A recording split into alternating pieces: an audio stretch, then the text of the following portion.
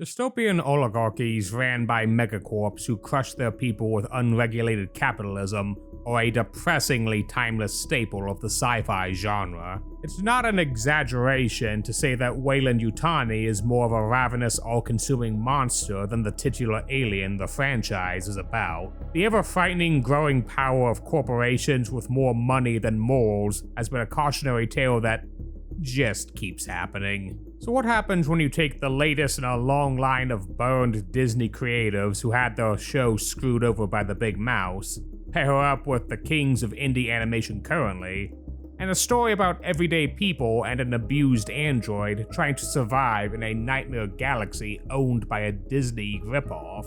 You get one of the prettiest cases of nightmare fuel you can watch for free because God bless indie animation.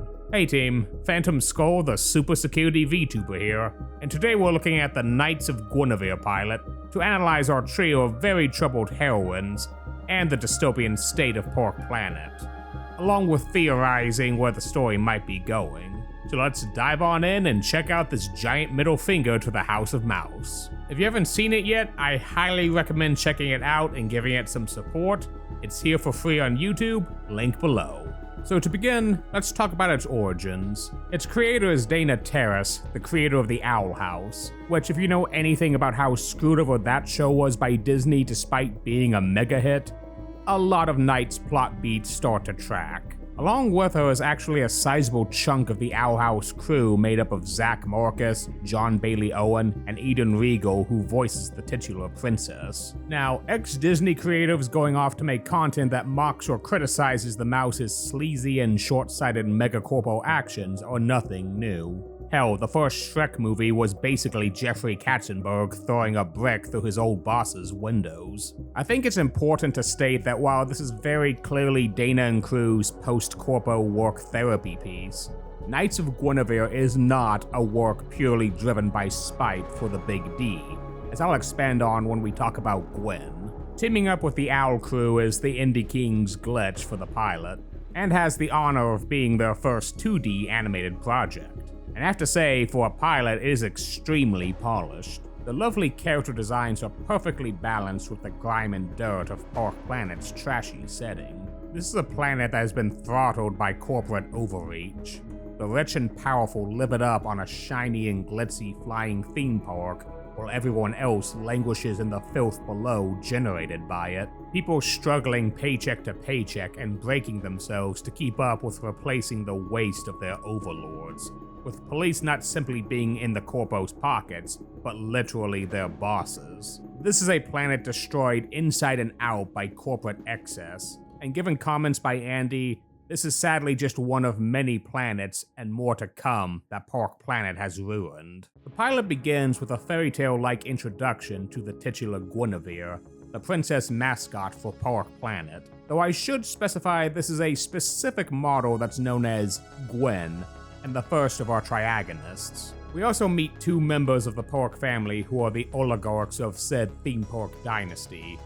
Not Walt Disney, aka Orville Pork, is showing his daughter Olivia the empire she'll inherit with her very clearly abused android. Can't believe I need to consider censoring damage to a clanker. Like, what are they making these androids out of? One breaks her programming and swan dives off the tower, with Lil Pork coldly saying that they'll get her back and she'll fix her. After this, we're introduced to the other two main protagonists, Andy and Frankie. This pair of sisterly BFFs are down on their luck residents of the surface. In the past, they were kids who snuck into the park and encountered Gwen in her pristine form, forming a memory that sticks with both Frankie and Gwen, which will be important later. Andy is an overworked engineer for Pork Planet, who's a pariah amongst her neighbors for selling out to work for their corporate dictators, while Frankie is an energetic day laborer who holds multiple jobs, particularly with local scrap collector and smuggler Sparky. While gawking at Pork Planet passing by, Frankie ends up finding Gwen's damaged body and becomes obsessed with fixing her, much to Sparky's annoyance, who wants to sell her for parts as Guinevere models are a hot-ticket item on the black market. Frankie ropes Andy into using her credentials to take her to an unmaintained lab to fix her up. After being confronted by Sparky and making a deal with the one-eyed crook, They're attacked by a robot Sun Knight sent by Olivia to retrieve Gwen. After being badly injured while escaping it, Gwen reawakens briefly to save the two, and makes quick work of the biomechanical monstrosity. The pilot ends with the two fully rebooting Gwen's systems, ending with her seeing the two as kids again, leading to some interesting implications we'll talk about soon. Of our three protagonists, I feel like Andy is perhaps the most relatable to the young adults and 30-something survivors of this hellish decade.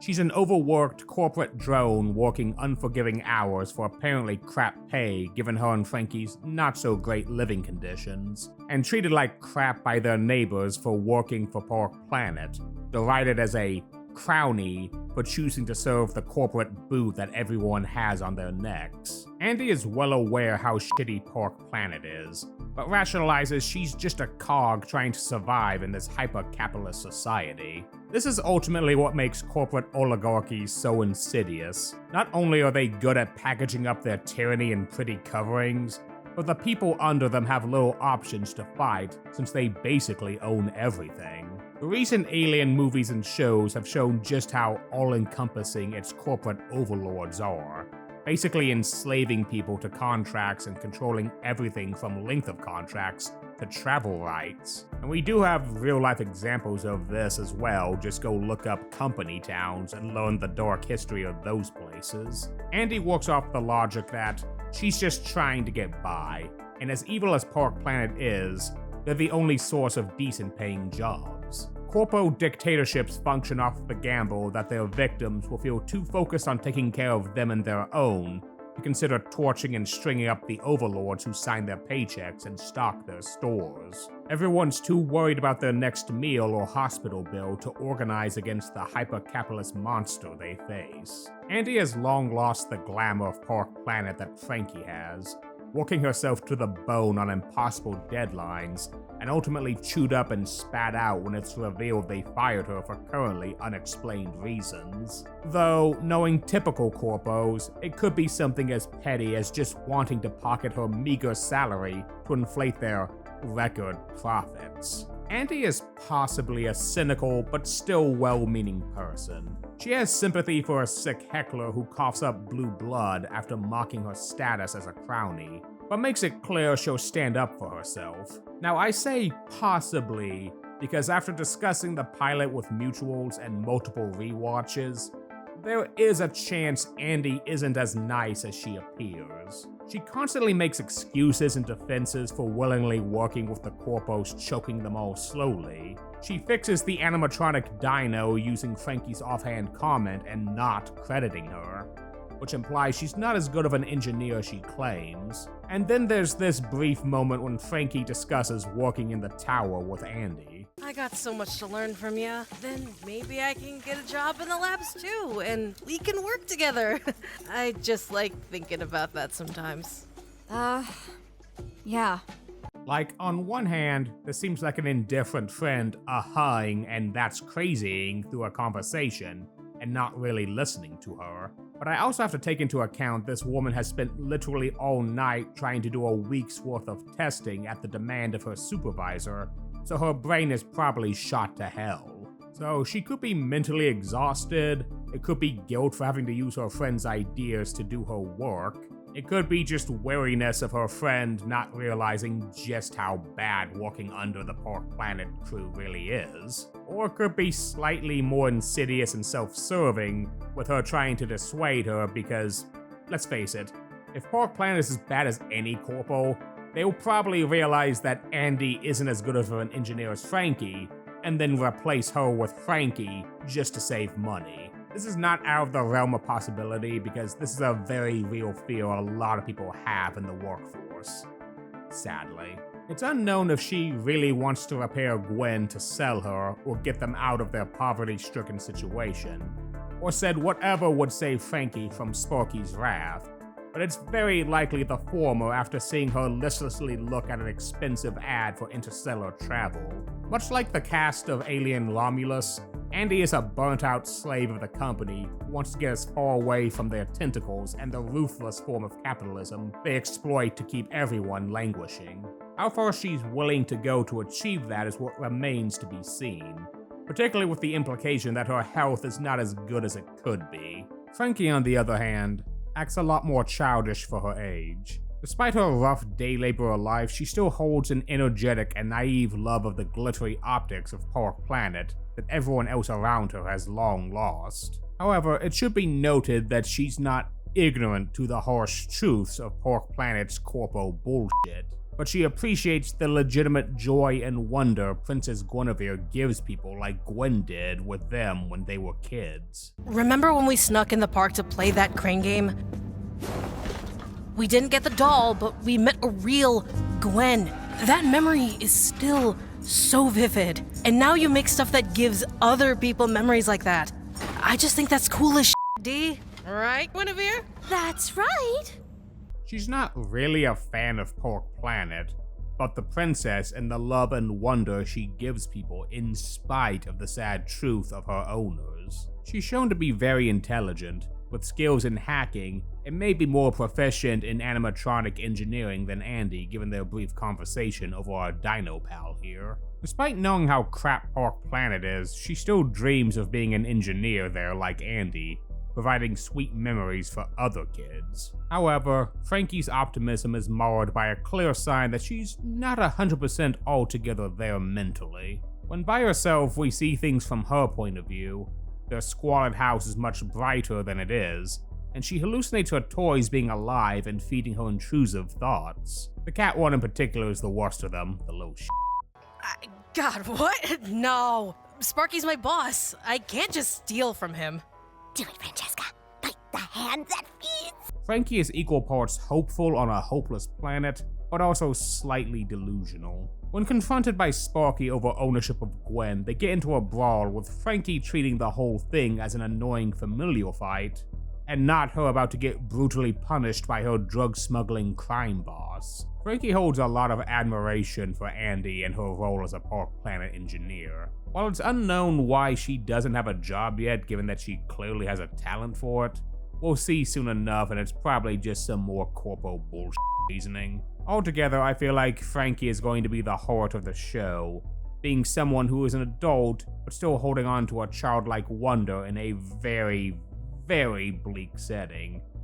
Something I think a lot of folks at home can relate to. Gwen gets the least amount of focus since she's inanimate for 75% of the pilot and serving more of a plot device, but her role can't be overlooked. Her character is important as she represents something in the story that makes me clarify that while Dana is taking a swing at her old bosses, the show is not just spiting the big bad corporation. Gwen is a heartfelt mascot of an evil corporation. While her owners are vile and willing to do anything to make a profit, Gwen is programmed to give people cherished memories. She represents the creatives and mascots that are sadly victims of people's ire for the actions of the suits and billionaires that own them. Some have commented the sadness of using beloved icon Mickey Mouse as the easy face of Disney's greed and morally repugnant choices. And ultimately, you can still be against a corporation, but respect the creatives who make wonderful art to bring joy to others, often in spite of their executives meddling. Now, this is speculation on my part, as we just don't have enough to go off of, so take this with a grain of salt. But for me, Gwen in our few moments with her shows an abused android seeking freedom from the corporate chains around her neck, but still appreciates her role as a joy giver to people. One of her own fond memories was meeting Frankie and Andy as children, and Frankie using her tech prowess to fix her busted finger, something she quietly thanks them for. In present time, when they're off to fix her up, she goes out of her way to protect her gal pals, screaming suddenly to warn them of the Sun Knight's attack, something Guinevere androids aren't supposed to be capable of. She also fully regains her functions temporarily to save them by taking on the colossal robot, somehow wiping the floor with it despite her damaged state. She seemingly shares Frankie's penchant for seeing things in a rosy-tinted lens, as both when confronting the Sun Knight and being rebooted, she sees Frankie and Andy as kids again. Like Andy, there's a lot to speculate on, but not much we can concretely discuss as facts about Gwen until we see future episodes. So what path our runaway princess will take with her titular knights will remain a question mark for now. The last pivotal character of the pilot is Sparky, Frankie's cynical black market boss. Like Andy, he's very aware of the bleak corporate hell they find themselves in, but more focused on cutting his own slice of the pie away through exotic sales and other shady dealings, over taking the fight to the Parks. He has a fatherly air around Frankie, but makes it clear he won't play favorites when she acts out against his criminal enterprises. Sparky may not be anywhere near the threat Park Planet is, but he shows himself not to be messed with. Time will tell if he will continue being an antagonist to the trio, or a shady supporting character once we see how the deal of ownership for Gwen goes down. What little we see of the Parks, particularly Olivia, paints a very messed up family. Olivia is disgustingly abusive of Gwen, and when we see her in her current old form, she seems outright psychotic and possessive of the android, like a delusional domestic or child abuser. On the other hand, she also appears to be a tragic foil to Frankie. They're both adults who've held on to some level of their childhood wonder, while Frankie, her own issues aside, has enough self-awareness to hold on to it in a healthy way while accepting the realities of adulthood. Olivia seemingly is one who never grew up, since her wealth and privilege never caused her to need to. We know something traumatic happened to her according to her dad Orville, probably involving her mom, but whatever it was,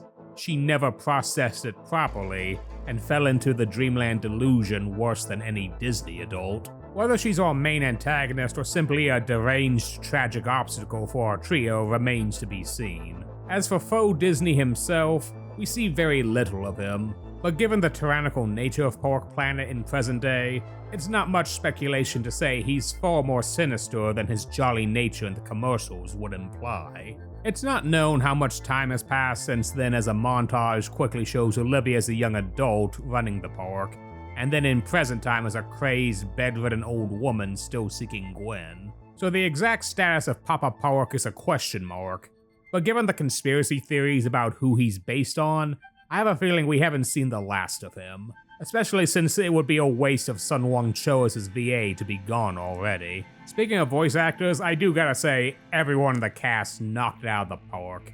Everyone had a unique voice and brought such energy to these characters.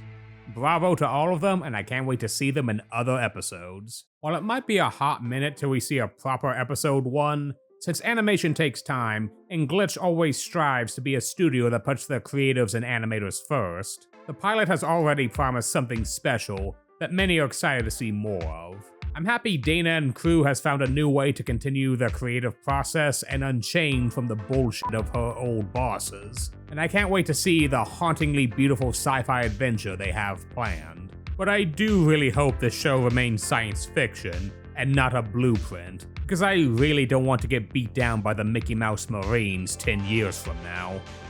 See you next time. Hey, thanks for checking out my video. If you enjoyed it, I'd appreciate a like and a comment. What did you think of Knights of Guinevere's pilot? Who was your favorite character? Be sure to subscribe for more video essays and other super security VTuber fun. I have a Patreon if you'd like to help me out more directly, but sharing my videos and leaving likes and comments helps too. I'm also doing gaming streams over on the Corpo site, so check me out there too. Thank you all again, and I'll catch you all next time.